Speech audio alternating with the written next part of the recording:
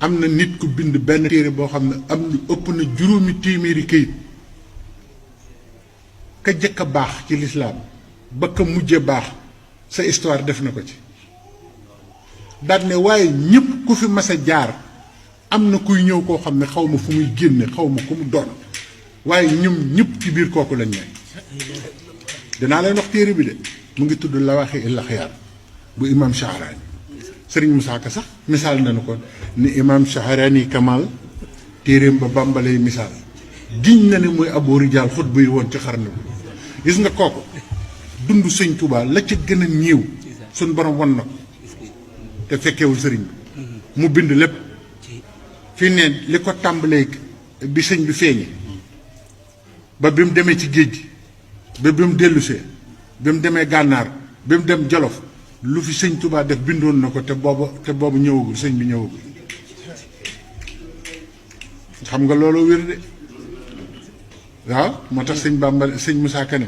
téeréem ba bàmbalay misaal giñ na ne mooy Abu Rijaal xut bu yi woon ci xarnu ma ngay wax ci téere ba ay waxin yoo xam ne tey jii su fekkonte ne nekkul ci téere ab arab bind ko soo ko waxoon ñu ne kii dafay daanu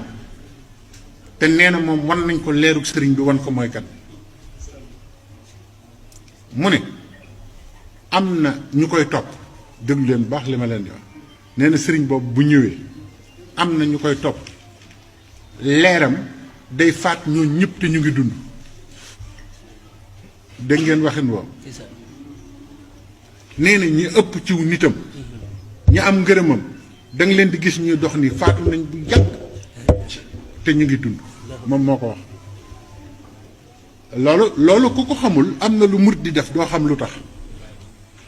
daan ne suñ borom xamal na ma ne kooku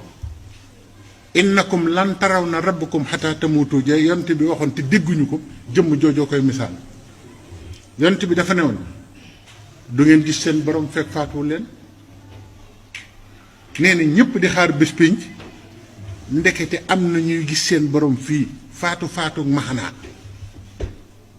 sëñ Bay Sarr sëñ bi danoon tël mën a yàllaa ngi dégg ngeen ko xam ngeen lu tax mu daan ko wax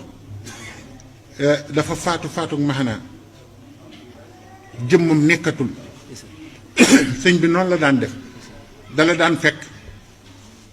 raxas la ba nga set fóot la duy la ba ngay yàllay kese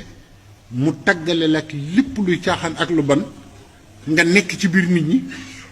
fekk yow yaa ngi sa borom